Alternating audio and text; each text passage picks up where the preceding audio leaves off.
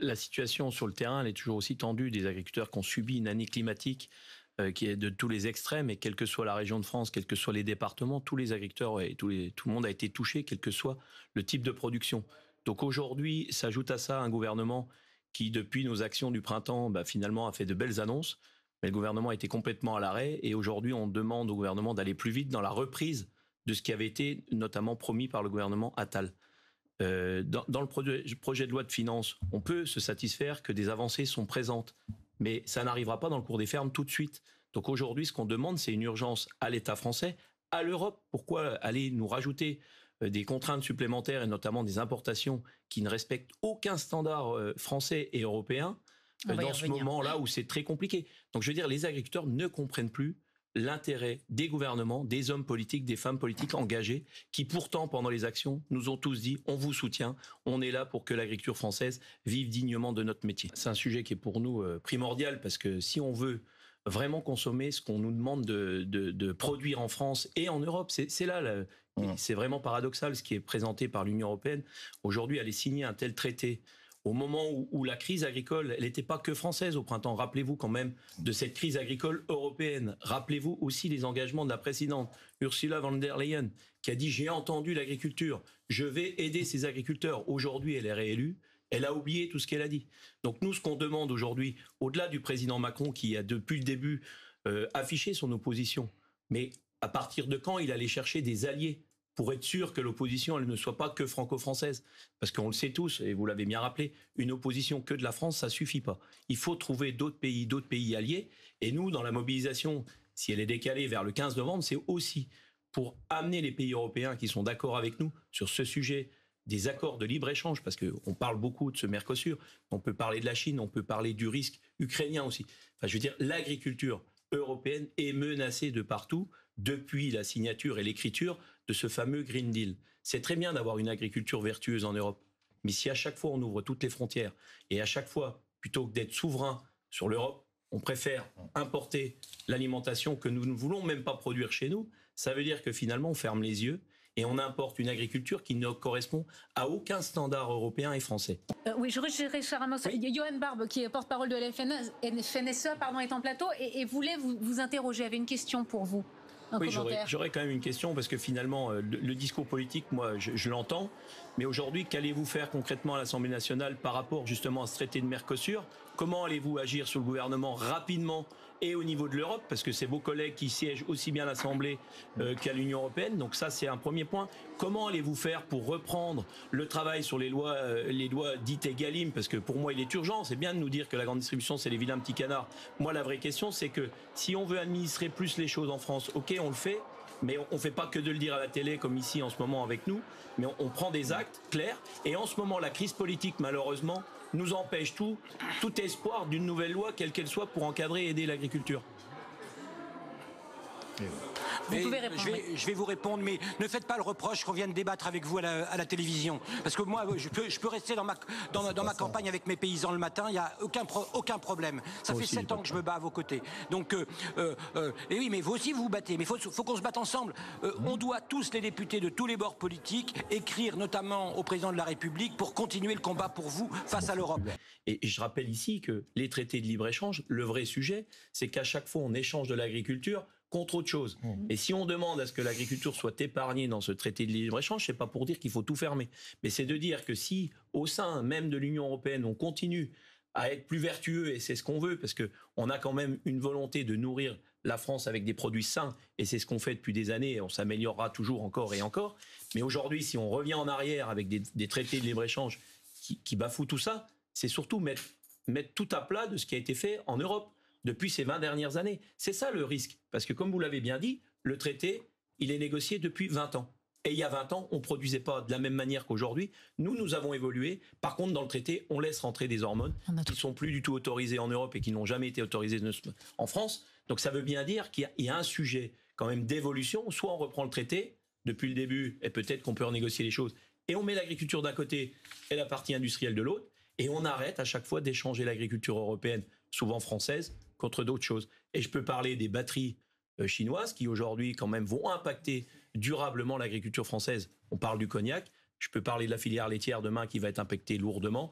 et après-demain, nos amis qui produisent des porcs en France. Donc si on ne veut plus produire en France, on le dit ouvertement, et on annonce les choses, mais tous les politiques, et on vient de l'entendre, quel que soit le bord politique, veulent défendre l'agriculture de proximité, une alimentation saine pour les Françaises et les Françaises. Alors justement, continuons à défendre cette agriculture. Arrêtons de nous bafouer. Il y a un délai politique, et puis après, il y a des délais administratifs auxquels vous êtes souvent confrontés, et manifestement, ces délais ne rencontrent pas l'urgence que vous pouvez avoir aujourd'hui. Il y a plusieurs sujets, parce que quand on parle de simplification, on n'est pas obligé de passer par la loi. Donc c'est des décrets d'application qui peuvent être pris rapidement. L'ensemble des préfets de France ont fait des propositions lors des manifestations. On peut être critiqué de cogestion, mais j'ai envie de dire ce soir, si vous avez un rendez-vous et vous avez la chance de voir le Premier ministre, j'espère que quand vous allez ressortir, vous n'aurez aucune mesure qui pourrait être prise de ce que vous lui avez demandé, sinon c'est de la cogestion. Donc aujourd'hui, on peut être fier à la FNSEA, aux jeunes agriculteurs, c'est que finalement on propose des choses et ça avance. C'est ça l'intérêt de travailler avec le pouvoir politique en place, quel que soit le parti politique. Ça, je voulais le rappeler. Je voulais aussi rappeler qu'à chaque fois qu'on nous promet des projets de loi, c'est super, mais on les empile à chaque fois, on supprime pas les lois d'avant. Donc c'est ça aujourd'hui qui rend les choses complexes. Et si on veut des agricultrices et des agriculteurs demain sur l'ensemble du territoire, il faut simplifier l'installation, il faut donner envie d'être agriculteur. Et quand je vous entendais tout à l'heure que malheureusement, si les traités sont signés, c'est la mort d'agriculture, non, réveillons-nous, sachons quand même que nous avons une fierté, c'est de nourrir la population française et de continuer à le faire. Nous avons aussi une vocation à exporter une partie de nos productions. Pourquoi ? Parce que c'est l'excellence française qu'on exporte. Donc ce qu'il faut rappeler ici, c'est que les agriculteurs et les agricultrices françaises sont fiers de leur métier et ont envie de le faire. Par contre, ils veulent qu'on leur simplifie la vie. Quand vous voulez faire un bâtiment, quel qu'il soit, d'élevage, pas d'élevage, c'est quasiment 1 an de délai pour avoir un permis. Quand il n'y a pas une ONG qui s'oppose parce que ça va sentir ceci. Mais j'ai jamais vu quelque chose qui changeait pas le paysage. Enfin, si on n'a plus la liberté d'entreprendre en France, il faut qu'on nous le dise et l'agriculture va malheureusement disparaître. Mais j'ai l'impression que la population française nous soutient et si demain on repart en action, c'est vraiment avec la population française pour lui faire entendre sa voix qui veut être nourrie localement avec des produits sains, des produits bio aussi, la diversité de la France, la fierté des agriculteurs français. Au-delà de la menace, comment vous faites quand les produits qui vont arriver sur le sol européen vont pas être produits avec les mêmes standards, les mêmes charges. Donc finalement, il va être beaucoup moins cher. Donc comment voulez-vous que nous, qui supportons des charges importantes pour avoir des produits sains et respecter notamment une partie des engagements de l'Europe et sur l'environnement, on ne pourra pas exporter. Enfin, seule une partie de la population dans laquelle on va être présent au Mercosur va avoir le pouvoir d'achat nécessaire pour acheter des produits plus sains. Donc effectivement, on va en exporter une partie. Et notamment, on nous parle tous, et je suis président aussi de la Fédération nationale des producteurs de lait, on nous parle du fromage. C'est du Gouda et de lait d'âme qu'on va vendre là-bas. C'est pas ce qu'on fait en France, c'est pas l'excellence française. Donc l'excellence française, malheureusement, ne verra pas l'arrivée sur le sol Mercosur. Enfin, ou très peu, peut-être un peu sur les spiritueux. Puis je voudrais quand même rappeler qu'au-delà de la menace, on nous parle souvent qu'il faut préserver les abeilles. On est les premiers à vouloir le faire. Aujourd'hui, ce traité de libre-échange, 45 000 tonnes de miel qui seraient importées. C'est 1,5 fois la production nationale. Si on veut mettre une filière par terre, on s'y prendrait pas mieux. Donc réfléchissons avant de penser que c'est une menace ou une opportunité. La réalité, c'est que c'est une vraie menace puisqu'il n'y a aucune certitude que ce qui va rentrer va respecter les normes européennes. Le président disait il y a quelques jours, il faut refaire ce traité une page blanche. Vous n'êtes pas contre donc l'ouverture vers le Mercosur, à condition qu'on revoie la copie ? La page blanche, ça veut dire que c'est que l'agriculture qu'on négocie. On sort l'industrie, l'automobile et tout ce qui va avec. Parce que le problème de la page blanche, si on continue à négocier l'agriculture contre de la vente d'automobiles ou la vente, on va dire, peut-être de réacteurs nucléaires, parce que c'est souvent ça quand même qui est dans la balance et on en parle trop peu, c'est pas possible. On sait que le poids sera déséquilibré et c'est aujourd'hui l'engagement qu'avait pris Emmanuel Macron au Salon de l'Agriculture. Nous mettrons en place des clauses miroirs. Qui en reparle là sur l'accord Mercosur ? Personne. Et on nous explique que les clauses miroirs ne pourront pas être intégrées puisque l'accord a démarré avant l'annonce de mettre en place des clauses miroirs. Bon, c'est super. Donc, recommençons sur une feuille blanche. Et puis, peut-être qu'il ne sera pas signé parce qu'on est pour les échanges. Je veux dire, on est content aussi puisqu'on ne produit pas assez de protéines en Europe. Donc, on a de la protéine qui arrive. Et donc, on est sur un sujet de savoir comment on fait pour s'assurer que ce n'est pas déforestant et tout ça derrière. Mais si on nous impose ça, finalement, ça va déforester là-bas. La viande va arriver ici. Et finalement, on ne produira plus là. Donc, on importera finalement une agriculture qu'on ne veut pas voir exister sous le territoire européen. Je ne parle pas que français. Et finalement, par bateau, quoi. Donc si on apporte, mais la réponse à la question en clair c'est non. On parle de ce traité, effectivement il est là devant nous. Je parle à échéance un peu plus longue quand même de la problématique ukrainienne qui pour nous peut aussi apporter de l'incertitude supplémentaire sur d'autres filières que le Mercosur. Mais il y a une réalité quand même, c'est que l'Europe doit reprendre sa souveraineté alimentaire entre ses mains. Si aujourd'hui on nous impose un Green Deal, donc c'est une décroissance de la production européenne de l'ordre de 25 à 30% selon les chiffres, et que derrière on importe tout ce qu'on consomme, et finalement on n'aura rien résolu. Donc ayons quand même la certitude qu'on a besoin de produire en Europe pour le concitoyen européen, et que derrière il y a des produits qu'on ne saura pas produire ici, et donc on va échanger pour qu'ils reviennent. Si on peut parler du cacao, par exemple. Et je veux surtout pas qu'on fasse d'amalgame entre le fonctionnaire et nos agriculteurs. L'agriculture aujourd'hui, c'est une fierté aussi d'être entrepreneur. Donc c'est pas la question pour moi d'être fonctionnaire ou pas demain, c'est comment je fais pour entreprendre. Sur mon exploitation, on a des salariés agricoles, ils n'ont pas de statut fonctionnaire, pourtant ils ont entre guillemets une garantie de pouvoir travailler à l'air libre et tout ce qui va avec des conditions de travail qui sont celles sur nos exploitations. Mais demain, au-delà de parler d'être fonctionnaire, c'est comment on accompagne l'agriculture pour des aides.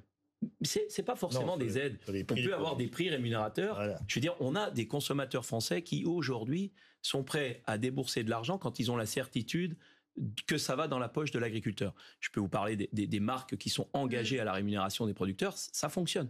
Donc ça veut dire qu'on a même, avec la grande distribution, des solutions pour s'assurer que ça rémunère.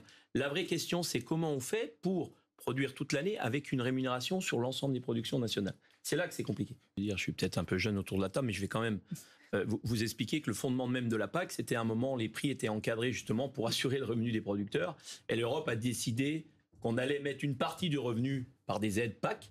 Donc ça veut dire qu'il y a une partie du revenu des agriculteurs qui passe par de l'argent public. Et effectivement, on peut rejoindre le téléspectateur qui posait la question d'être fonctionnaire. Et de l'autre côté, une partie du revenu qui vient par la vente du produit. Le vrai sujet aujourd'hui, c'est comment on a pu, dans si peu de temps, finalement, ne jamais augmenter le budget de la PAC. Donc ça veut dire qu'on a préservé le budget, mais l'inflation qu'on a tous connue, finalement, a dilué ces aides PAC. Et donc aujourd'hui, elles ne sont plus fonctionnelles pour assurer cette part de revenus. Même si, chez certains, ça assure 100% du revenu. La vraie réalité, c'est aussi sur nos exploitations, c'est que tous les jours, on doit s'adapter au changement climatique, aux normes et tout ça. Donc il y a de l'investissement sur les exploitations. Et donc on est très exposé à notre propre dette. Et à chaque fois qu'on a une baisse du revenu, à chaque fois, c'est plus de rémunération pour l'agriculteur. Et donc, en fin d'année, la variable d'ajustement dans nos exploitations, c'est notre revenu même. C'est ça la différence par rapport, si vous prenez l'exemple d'un fonctionnaire ou d'un salarié lambda. Je veux surtout pas stigmatiser plus fonctionnaire que salarié. Mais la différence, c'est quand on est son propre patron. Quand vous faites le bilan de l'année, s'il n'y a pas d'argent, c'est vous-même qui n'êtes pas très rémunéré. L'agriculture française est perdante à chaque réforme de la PAC, puisque l'inflation, elle n'est pas compensée par l'augmentation du budget. Et après, au-delà de la division dans les filières, je vous rappelle que le budget de la PAC initial, c'était que pour la partie céréalière. Donc effectivement, à chaque fois qu'on a demandé un effort aux céréaliers d'envoyer de l'argent vers le monde de l'élevage, et je suis éleveur et en même temps producteur de céréales, donc je le sais que quand on me vide dans une poche puis qu'on me le remet dans l'autre, on n'a rien résolu. On a juste créé de la division sur les territoires. Et aujourd'hui, je pense que la PAC, elle doit être repensée plus globalement. Et au-delà de l'orientation que la PAC essaye de nous faire avoir, je veux dire, on a quand même ce qu'on appelle le deuxième pilier de la PAC, c'est le verdissement de la PAC. Donc, c'est des aides pour aider à la transition agroécologique. On est prêt à y aller, mais ça ne doit pas être par que des aides. Moi, je voudrais vous demander ce que vous attendez des Français, puisque vous les appelez à un soutien, mais comment ? Je pense déjà le soutien dans les actions qu'on va faire, parce que j'entends les revendications à la destruction, je pense que le mot est effectivement fort. Après, je rappelle, en responsabilité à la FNSEA et au JA, on a demandé justement que ça soit dans le respect des biens et des personnes. Alors même si on peut voir des images des fois qui font le tour un peu des plateaux et puis qui sont chocs, mais la réalité c'est que certains agriculteurs, ils sont vraiment plus qu'au bord du gouffre, financier, personnel, engagés leur maison d'habitation, bien souvent. Donc quand il y a de la révolte, ça veut dire qu'à un moment, malheureusement, ils n'ont plus rien à perdre. Et c'est là que c'est dangereux. Et c'est pour que je rappelle ici que si on a besoin de la population, c'est vraiment pour rappeler à l'État français que l'agriculture et le modèle agricole qu'on défend tous les jours à la FNSEA aux jeunes agriculteurs, ça répond à l'attente sociétale. Mais donc, c'est quoi, en descendant dans la rue ? En descendant dans la rue, je veux dire, aujourd'hui en France, malheureusement, le pouvoir en place, et M. Lay très bien rappelé, mon collègue, il va voir ce soir le Premier ministre, je ne pense pas qu'il va revenir avec 100% des mesures dans la poche. Et tant qu'on n'est pas dans la rue, on a l'impression que personne ne bouge. Donc malheureusement, on aura besoin d'une phase d'action syndicale sur les territoires, à la rencontre, je pense, des consommateurs, pour pouvoir trouver des solutions à l'agriculture qui soient plus pérennes dans le temps. Merci beaucoup, Yohann Barbe, d'avoir été avec nous. Merci.